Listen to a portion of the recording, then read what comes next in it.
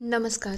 आजच्या एपिसोडला जर शॉर्टमध्ये एक्सप्लेन करायला जाऊ तर राधामामी चिडलेले असतात की किशोरमा पुन्हा प्यायला गेले म्हणून. पण जेव्हा किशोरमा येतात आणि ते सांगतात की मी प्यायला नाही तर आपलं काम करायला गेलो होतो, त्या निवेदिताची बदनामी करायला गेलो होतो. मीनवाईल इकडे मुलं सगळे रेडी होतात आणि त्यांना जायचं असतं संस्कार वर्गाला. पण मामांनी स्पष्ट निकाल दिलेला असतो. भैरवी कसं बसं समजवते, अनिश समजवतो. त्या जाऊन नंतर मामा रेडी होतात आणि मुलांचं याच्यावरती कटकार असताना असतं.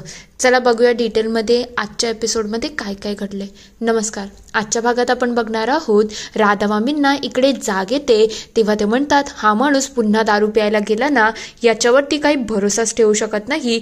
तेवढ्यात तिथे किशा मामा येतात आणि धडपडतात. तेव्हा राधामामी म्हणतात तुम्हाला एवढी कोण प्यायला सांगतं की धड तुम्हाला चालताही येत नाही. तेव्हा ते म्हणतात अगं वाज घेऊन बघ, मी प्यायला नव्हतो गेलो.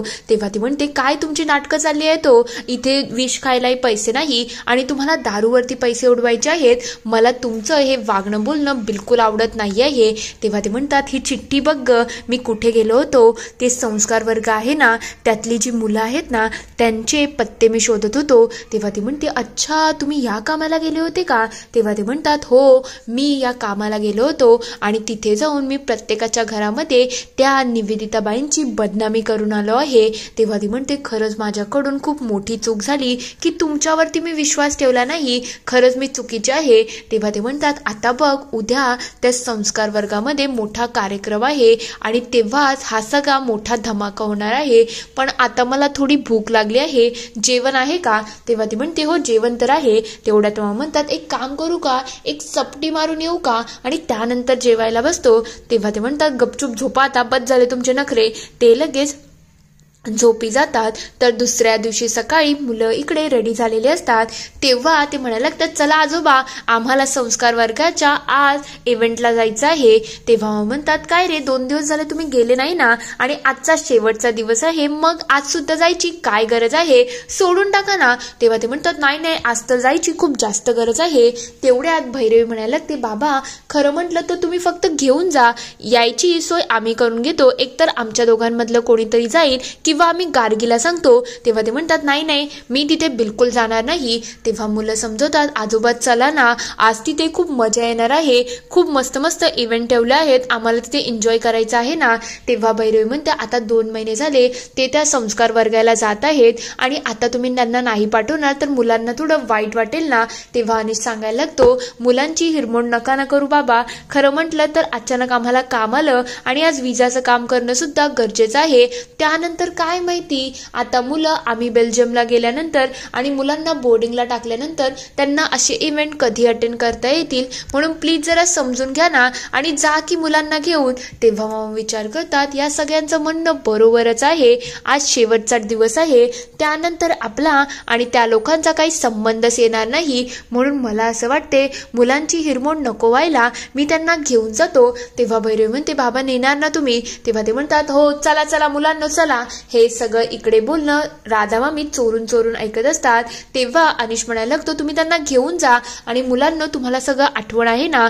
तेव्हा ते म्हणतात हो आम्हाला सगळं आठवण आहे, तुम्ही काळजी करू नका, आम्ही पुढचं सगळं मॅनेज करतो. मामा लगेच इकडे आवाज द्यायला लागतात चला चला उगाच वेळ वाया घालू नका. मुलं लगेच तिकडे बाय करत निघत असतात. तेव्हा भैरव विचार करते आता आपण जसं ठरवलं आहे तसंच सगळं व्हायला पाहिजे. दुसरीकडे राधाकिशा इकडे स्वप्नाकडे गेलेले असतात. तेव्हा ते म्हणतात तुम्हाला 1 कोटीची बातमी द्यायची आहे. तेव्हा ते म्हणतात कसल्या बातम्या, तुम्ही तर फक्त पैसे उकळायला माझ्याजवळ येता, काम तर एक पण होत नाही. गेल्या वेळेला जे काम दिलं होतं ते झालं की नाही. तेव्हा ते म्हणतात ते काम झालं आहे म्हणून तर इथे आलो आहे. तुम्हाला माहितीये का आम्ही काय केलं आहे, काल रात्री माझ्या नवऱ्याने त्या सगळ्या संस्कार वर्गातल्या लोकांसमोर त्या निवेदिता मॅडमची बदनामी केली आहे, म्हणून तर यांची झोप सुद्धा झाली नाही. तेव्हा ते म्हणतात हे काम तर केलं आणि तुम्हाला माहितीये का याचा परिणाम अजून काय होणार आहे. आणि सगळ्या म्हणजे मोठी गोष्ट म्हणजे आज त्या संस्कार वर्गामध्ये एक इव्हेंट सुद्धा आहे, सगळे पॅरेंट्स सगळे लोक तिथे येणार आहेत आणि त्याच्याबरोबर तिथे मीडियाला सुद्धा बोलू. तेव्हा ती म्हणते हे तर खरंच खूप छान आहे. तेव्हा ते म्हणतात मग याच्या हिशोबाने त्यांची बदनामी सुद्धा होईल आणि आपण रील आणि सोशल मीडियावरती सगळं टाकू, म्हणजे कसं यांची पुरेपूर वाट लागेल आणि आपला बेनिफिट होईल. तेव्हा ती म्हणते तुम्ही बरोबरच बोलताय. त्यांची बदनामी होईल आणि रील्समुळे तर अजून रीच मिळेल, म्हणून तर यांचा पूर्णपणे वाट लागेल. हे खरंच खूप छान काम करताय तुम्ही, हे सगळं बोलून ती खूप खुश झालेली असते. तर दुसरीकडे इकडे सगळं आवरत सगळेजण जमलेले असतात. तेवढ्यात एक एक करून सगळे आपापली कामं बघत असतात. निवेदिता मॅडम तिथे येतात आणि म्हणतात, काय रे अजिंक्य, हे सगळं काम तर व्यवस्थित चाललं आहे ना, पण तुला अजून एक सांगते, तुला सगळं डेकोरेशन तर बघायचं आहे आणि पेरेंट्सची सिटिंग अरेंजमेंट सुद्धा बघ. तेवढ्यात त्या गार्गीच्या जवळ जातात आणि म्हणतात, काय ग, स्नॅक्सचं सगळं झालं ना, एकदाच पॅरेंट्स यायला लागले ना की मला या गोष्टींकडे लक्ष द्यायला वेळ मिळणार नाही, म्हणून सगळ्या गोष्टींकडे जातीने तुला लक्ष द्यायचं आहे. तेवढ्यात तिथे इरा ईशान येतात आणि म्हणतात, निवेदिता आजी. तेव्हा त्या म्हणायला लागतात, मी तुम्हाला किती वेळा सांगितलं आहे मला आजी नाही म्हणायचं, काय म्हणायचं. तेव्हा मुलं म्हणतात, निवेदिता ताई म्हणायचं. हो, आम्हाला माहिती आहे. तेव्हा मामांना बघून त्या खूप खुश होतात आणि म्हणायला लागतात, तुम्ही इथे थांबा ना. तेव्हा ते म्हणतात, नाही मी काही इथे थांबू शकत नाही. तेव्हा ते म्हणतात, अहो थांबा तुम्ही, कारण की संस्कार वर्गाचा क्लास आहे ना, तो फक्त 1 तासाचाच कार्यक्रम आहे. जर तुम्ही थांबले तर मुलांनाही छान वाटेल. तेव्हा ते म्हणतात, मी बाजूच्या कॅफे शॉपमध्ये आहे, म्हणजे कसं त्यांचा क्लास झाला की मी त्यांना घेऊन जाईल. तेव्हा गार्गी लगेच मुलांना आत घेऊन जाते. एक एक करून पेरेंट्स आणि बाकी सगळे गोष्टी सुद्धा यायला सुरुवात होतात. तेवढ्यात एक मुलगी येते आणि म्हणते, ताई माझी स्टोरी रीडिंग आहे, मग ते मी छान करेल ना. तेवढ्यात तिचे पॅरेंट्स म्हणतात, नाही ती काहीच बोलणार नाही आहे. तेव्हा ते म्हणतात, काय झालं, तिला आठवण नाही आहे का. तुम्ही काळजी करू नका, ही स्पर्धा नाही आहे, फक्त मुलांचा कॉन्फिडन्स वाढावा म्हणून हे सगळं करत आहेत. तेव्हा ते म्हणतात, कसला कॉन्फिडन्स आणि कसला काय, आम्ही तुम्हाला स्पष्टपणे सांगतोय, आम्हाला तुमचा हा संस्कार वर्ग बिलकुल पटलेला नाही आहे. आम्हाला आमच्या पुढच्या टर्मचे पैसे वापस करा, आम्हाला हे बिलकुल आवडलेलं नाही आहे. तेव्हा ते म्हणतात, काय झालं, तुम्ही असं का बोलताय, नेमकं हे प्रकरण काय आहे. तेव्हा ते म्हणतात, तुम्ही या वयामध्ये काय करताय ते तुम्हाला तरी कळतंय का. तुम्ही लग्न करायला निघाला आहात, म्हणजे वाटेल ते बोलताय तुम्ही. तेव्हा गार्गी चिडते आणि म्हणते, तुम्ही कोणाशी काय बोलताय याचं तुम्हाला भान आहे का. तेवढ्यात निवेदिता मॅडम म्हणतात, थांब जरा गार्गी, मोठ्यांची बोलायची ही पद्धत नाही आहे, जरा त्यांच्या मनामध्ये काय आहे ते आपल्याला समजू दे. तेव्हा ते म्हणतात, आमच्या मनामध्ये काय आहे, जे तुम्ही करताय ना तेच आमच्या मनामध्ये आहे, म्हणून आता आम्हाला हे क्लास आणि या सगळा इव्हेंट आहे तो नाही पाहिजे. तेवढ्यात तिथे अजून लोक येतात आणि म्हणायला लागतात, तुम्ही यांना एवढं हळूपणे का घेताय, या तर प्रत्येक गोष्टीमध्ये आरेरावी करतीलच. आपल्याला हे जे चाललं आहे प्रकरण ना, हे सगळं चांगलं वाटत नाही आहे, हे स्पष्टपणे सांगायची गरजच आहे. म्हणजे उद्या सकाळ आमची मुलंही म्हणतील ना की आमच्या आजी आजोबांचं लग्न लावा, हे काही बरोबर आहे का. तेव्हा निवेदिता मॅडम म्हणतात, बोला, तुम्हाला अजून काय बोलायचं असेल ते बोला. तेव्हा ते म्हणतात, आम्ही बरोबरच बोलतोय, काही चुकीचं बोलत नाही. तुम्ही जी थेरं मांडले आहात ना, त्याच्यामुळे समाजावरती आणि आमच्या मुलांवरती खूप वाईट परिणाम होत आहेत आणि हे परिणाम आम्ही सहन करणार नाही. तुमच्यामुळे आमची मुलं एकदम बेशिस्त होत चालली आहेत आणि ते वाटेल ते बोलायला लागले आहेत. तेवढ्यात तिथे इरा आणि ईशान येतात आणि म्हणायला लागतात, आमच्या आजीला काही बोलायचं नाही. तेव्हा ते म्हणतात, बरोबर ना, हीच ती मुलं आहेत ना ज्यांच्या आजोबांबरोबर तुम्ही लग्न करायला तयार झाले आहेत. तेव्हा इरा ईशान म्हणतात, त्यात काय चुकीचं आहे, तुमच्या घरी आजी आजोबा आहेत ना, मग आम्हाला आजी आजोबा मिळाले त्यामध्ये काय चुकीचं होणार आहे. तेव्हा निवेदिता म्हणते, शांत व्हा मुलांनो, काहीही बोलू नका. तेवढ्या ते म्हणतात, बघा ही मुलं किती उद्धटपणे बोलतात, हेच तर संस्कार सगळे सुरू आहेत आणि आता आम्हाला हे बिलकुल सहन होत नाही आहे. तेवढ्यात गार्गी म्हणते, तुम्ही एक काम करा, तुम्ही भैरवीताई आणि अनिशाला इकडे बोलून घ्या, मी एक काम करते, मला एक काम आहे ते मी करून येते. गार्गी लगेच तिथून निघून जाते. मुलंही फोन करायला तिथून निघून जातात. इकडे निवेदिता मॅडमवरती जोरदार आरोपांचा वर्षाव होत असतो. तेव्हा ते म्हणतात, पहिले शांत व्हा, एवढा हायपर व्हायची काहीच गरज नाही. इकडे अनिश आणि भैरवी चर्चा करत असतात. हे बघ, काल बाबा जेव्हा गेले होते ना, ती हा स्टॉकचा रिपोर्ट आहे आणि मला जेवढं वाटते हा स्टॉक आतापुरता पुरेसा आहे. तेव्हा अनिश म्हणतो, मी नारळांची ऑर्डर दिली आहे. तुला माहितीये का भैरवी, आपल्या मार्केटमध्ये अशाही काही मशिनी आहेत ज्याच्यामध्ये खोबरं लवकर किसून निघतं. म्हणजे तू विचार कर, 10,000 मोदकांचं खोबरं आहे ना, ते फक्त 2 तासामध्ये किसून निघेल. तेव्हा ती म्हणते, हे तर खूप इंटरेस्टिंग आहे, पण आता आपण जे मिशन हातामध्ये घेतलं आहे ना, पहिले आपल्याला त्याच्यावरती फोकस करायला पाहिजे. तेव्हा ती म्हणते, अच्छा, म्हणजे बाबांचं लग्न जोपर्यंत होत नाही तोपर्यंत तू शांत बसणार नाही का. तेव्हा ती म्हणते, नाही, कारण की आता ते ज्या स्पीडने चालले आहेत ना, त्याच्यामुळे हे काम लवकर होऊ शकतं. जर आपण यांना ढील दिली ना तर हा विषय कायमचा बंद होऊ शकतो. म्हणून आपल्याला थोडी घाई करायची गरजच आहे. तेवढ्यात भैरवीला निवेदिता मॅडमचा कॉल येतो. ती अनिशला म्हणायला लागते, काय झालं, मला तर खरंच समजत नाही, यांचा कॉल आला आहे. तेव्हा अनिश म्हणतो, एकदा उचलून तर बघ, काही काम असेल. तेवढ्यात ती म्हणायला लागते, मॅडम बोला ना. तेव्हा इरा ईशान म्हणतात, माऊ इकडे खूप मोठा प्रॉब्लेम झाला आहे. आणि सांगायला लागतो, फोन स्पीकरवरती टाक, काय प्रॉब्लेम झाला आहे.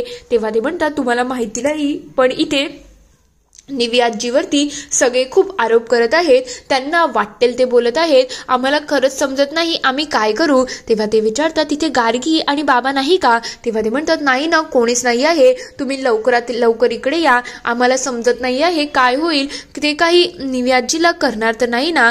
तेव्हा अनिश आणि भैरवी म्हणायला लागतात, बाळांना तुम्ही काळजी करू नका, आम्ही लवकरच तिकडे येत आहोत. मुलांच्या या आवाजाने भैरवी अनिश लगेच घराच्या बाहेर निघतात. तर दुसरीकडे मामा इकडे सगळ्या गोष्टींचा विचार करत बसलेले असतात. त्यांना राहून राहून काल त्यांच्या हातून जो प्रकार घडला म्हणजे गॅस ऑन राहण्याचा, त्याचा त्यांना खंत वाटत असतं की बरं झालं अनिश तिथे आला, आणि जर तिथे अनिश आला नसता तर घरामध्ये किती मोठा अपघात झाला असताना. मुलांना बोर्डिंगला पाठवायचं मला काही म्हणजे पटत नाही आहे. अनिश भैरवी तर बेल्जियमला निघून जातील, पण आता मला जरा मुलांची जास्ती काळजी घ्यायला लागेल आणि त्यांच्याकडे थोडं जास्त बारकाईने लक्ष द्यायला लागेल, नाहीतर अशी काही पुन्हा चूक झाली तर सगळं खराब होऊ शकतं. त्यांचे हे विचार सुरूच असतात. तेवढ्यात तिथे गार्गी येते आणि म्हणायला लागते, काका खूप मोठा प्रॉब्लेम झाला आहे, संस्कार वर्गामध्ये खूप मोठी प्रॉब्लेम आली आहे. तेव्हा ते म्हणतात, हे बघ गार्गी, झालं का तुझं, तर जा इथून, मला खरंच माझ्यावरती ऑलरेडी खूप व्याप आहे, तुमचे हे प्रँक आहेत ना ते आता मला काही सहन होणार नाही. तेव्हा ती म्हणते, मी प्रँक नाही करत आहे, मी खरंच तुम्हाला सांगते खूप मोठा इश्यू झाला आहे. तेव्हा ते म्हणतात, काय चाललंय तुमचं, तुम्ही मुलं कधीच सुधारणारच नाही का, म्हणजे खरंच कधीतरी इतका मोठा प्रॉब्लेम होईल तेव्हा तुमच्या प्रँकमुळे मला असं वाटेल की खरं काही प्रॉब्लेम झालेलाच नाही आणि मी तिकडे येणारच नाही. तेव्हा गार्गी म्हणते, एकदा ऐकून तर घ्या, खरंच तिथे खूप पॅरेंट्स आले आहेत आणि त्यांनी मावशींना वाटेल ते बोलायला सुरुवात केलेली आहे. तेव्हा म्हणतात, आता एकेकाला मिस सरळ कळतो. मामा लगेच तिथे जायला निघतात. तर दुसरीकडे इकडे निवेदिता मॅडम म्हणतात, एक मिनिट थांबा, तुमचं जे चाललं आहे ना याला काही ताळतंत्र नाही आहे. खरं म्हणजे तर हे सगळं तुम्हाला कोणी सांगितलं मला ते माहिती नाही, त्याच्या तर एंडपर्यंत आपण जाऊ, पण इथे मुलं आहेत, मुलांसमोर काय बोलावं काय नाही हे तुम्हाला समजत नाही का. पण तुम्हाला समजत नसलं तरी मला समजतं. एक काम करा ताई, पहिले यांना मुलांना त्या हॉलमध्ये घेऊन जा, मला मुलांसमोर हा विषय काढायचा नाही. सगळे मुलं तिथून जायला लागलेली असतात. तेव्हा एक मुलगी त्यांच्या जवळ येते आणि म्हणते, म्हणजे ताई आता कार्यक्रम होणार नाही का. तेव्हा ते म्हणते, होईल का बा कार्यक्रम, तू आत्तापुरतीचा.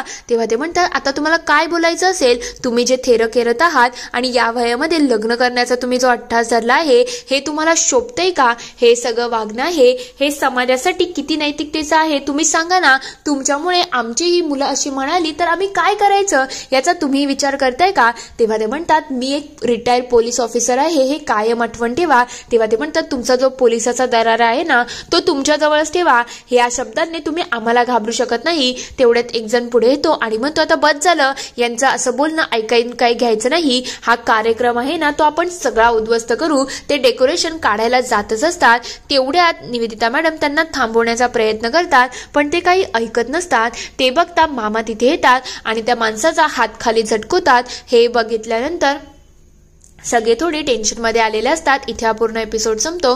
पुढील भागात आपण बघणार आहोत, मामा दारावरती उभे असतात. इकडे अनिश भैरवीच्या गप्पा सुरू होतात. तेव्हा अनिश म्हणायला लागतो, मला बाबांच्या मनातलं काही समजत नाही आहे ग. तेव्हा ती म्हणते, कसं आहे, पुरुषांना मनातल्या गोष्टी सांगणं आणि समजवणं थोडं कठीण असतं. तेव्हा तो म्हणतो, पण त्यांनी जे काही केलं ना त्या हिशोबाने तर मला असं वाटतंय की त्यांना फिलिंग्स आहेत आणि मी एक पुरुष म्हणून तुला सांगू शकतो की पुरुषांच्या मनामधल्या फिलिंग्स ज्या असतात ना ते त्यांच्या ऍक्शन मधून दिसतं. आज जसं बाबांनी निवेदिता मॅडमची बाजू घेतली ना, म्हणजे त्यांच्या मनामध्ये फिलिंग्स तर आहेत पण त्यांना त्याची जाणीव नाही. तेव्हा भैरवी म्हणते, तू नक्कीच बरोबर बोलत आहेस, कारण की जेव्हा फिलिंग्स असतात ना तेव्हाच आपण एक दुसऱ्याची बाजू घेतो. तेव्हा अनिश म्हणतो, जेव्हा त्यांना त्यांच्या फिलिंग्स समजतील ना आणि इरा ईशानची जबाबदारी समजेल तेव्हा जाऊन ते निवेदिता मॅडमशी लग्न करायला तयार होतील, कारण की फिलिंग्स पण इम्पॉर्टंट आहेत आणि आधाराची गरज गरज आहे हे त्यांना समजायला पाहिजे. हे सगळं मामा तिथून ऐकत असतात. तेव्हा भैरवी आणि अनीश एक दुसऱ्याला इशारा करतात की आपलं काम सक्सेसफुली झालं आहे. इथे हा पूर्ण एपिसोड संपतो. आता भैरवी अनीशने जे कटकारस्थान रचलं आहे, खरंच मामा या सगळ्याला भूल टाकतील की नाही, तुम्हाला काय वाटतं ते मला कमेंटमध्ये नक्की कळवा. व्हिडिओ आवडला असेल तर लाईक, शेअर, सबस्क्राईब करायला विसरू नका. Thank you for watching.